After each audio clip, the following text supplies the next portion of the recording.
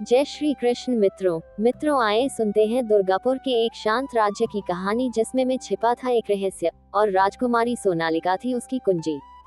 मित्रों, बहुत समय पहले की बात है। दुर्गापुर में एक राजा राज्य करते थे। राजा का नाम अजय सिंह था। अजय सिंह बहुत ही धर्मात्मा और पराक्रमी राजा थे। उनके केवल एक लड़की थी जिसका नाम सोनालिका था। राजकुमारी सोनालिका अभी मुश्किल से 13-14 साल की थी, लेकिन उसकी सुंदरता की चर्चा दूर दूर तक फैली थी। राजा अजय सिंह उसे अपने प्राणों से भी ज्यादा प्यार करते थे। राजकुमारी भी अपने पिता पर जान छिड़कती थी। एक दिन की बात है, राजा अपने सिपाहियों के साथ जंगल में शिकार खेलने गए।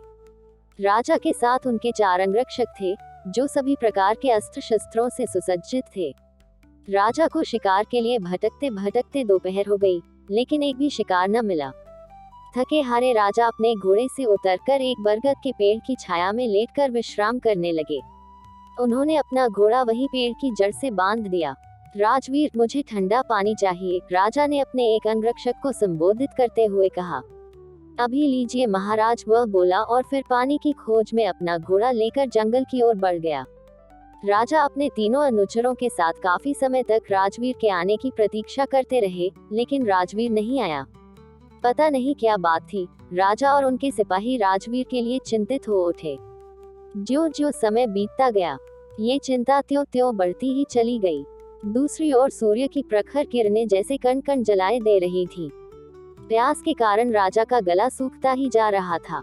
तीनों सिपाही राजा की ओर विवशता से ताक रहे थे। तभी राजा बोला, तुम तीनों यहाँ से तुरंत चले जाओ और मेरे लिए पानी की खोज करो। साथ ही साथ राजवीर के बारे में भी पता करो कि अभी तक वह क्यों नहीं लौट सका। लेकिन कम से कम एक आदमी का तो आपके पास रहना जरूरी ही है महाराज, उनमें से एक बोला। राजा ने 2 टूक उत्तर दिया, नहीं, तुम लोग मेरी रक्षा के लिए हो और इस वक्त मेरी रक्षा के लिए पानी की सख्त जरूरत है।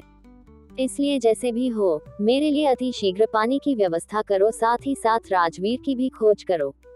जो आज्ञा महाराज। राजा का आदेश पाकर वे तीनों एक स्वर में बोले और फिर अपने अपने घोड़ों पर बैठकर पानी एवं अपने साथी की खोज में निकल पड़े। लगभग 2 घंटे तक राजा अपने सिपाहियों के लौटने की प्रतीक्षा करते रहे, लेकिन जब उनमें से कोई नहीं लौटा तो राजा चिंतित हो उठे।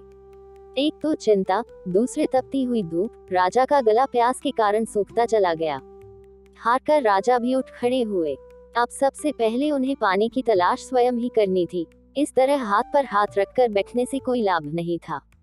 राजा ने उठकर पेड़ से बंधा अपना घोड़ा खोला और उस पर बैठकर एक ओर चल दिए। राजा काफी देर तक अपने घोड़े पर बैठे बैठे इधर उधर भटकते रहे, लेकिन उन्हें न तो पानी मिला और न ही अपने सिपाही। लेकिन फिर भी राजा ने हिम्मत नहीं हारी। बार बार निराशा हाथ लगने के बावजूद भी वे दुगुने जोश के साथ अपने काम में जुट गए। वे जिस ओर आगे बढ़ रहे थे, उस जंगल ज्यादा ही घना था। कहीं कहीं तो उन्हें स्वयं घोड़े से नीचे उतरकर रास्ता बनाना पड़ता था।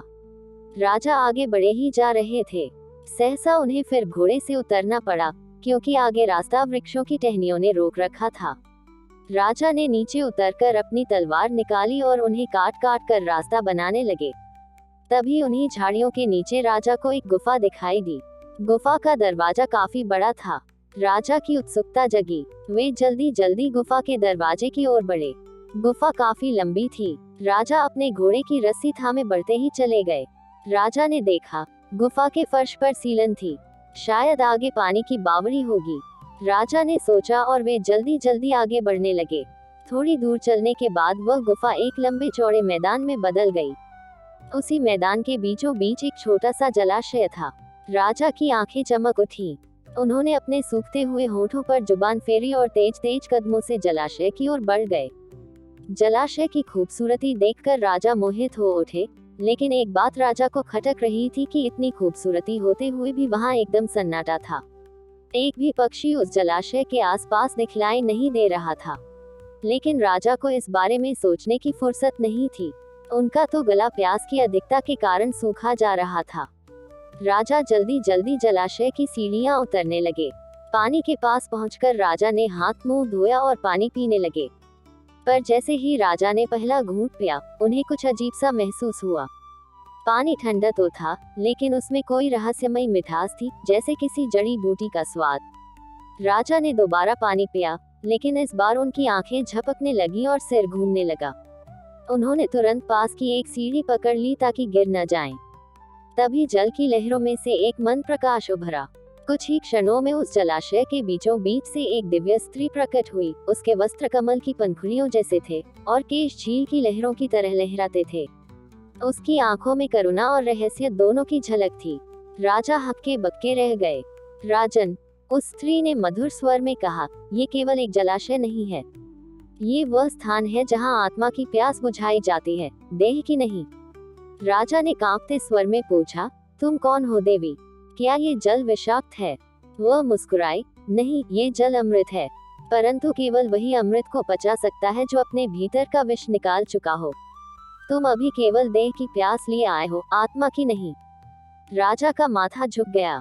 उन्होंने गहराई से सोचा, वाकई वे वर्षों से अपने राज्य, युद्ध और वैभव में इतने उलझे रहे कि आत्मा की आवाज सुनी ही नहीं।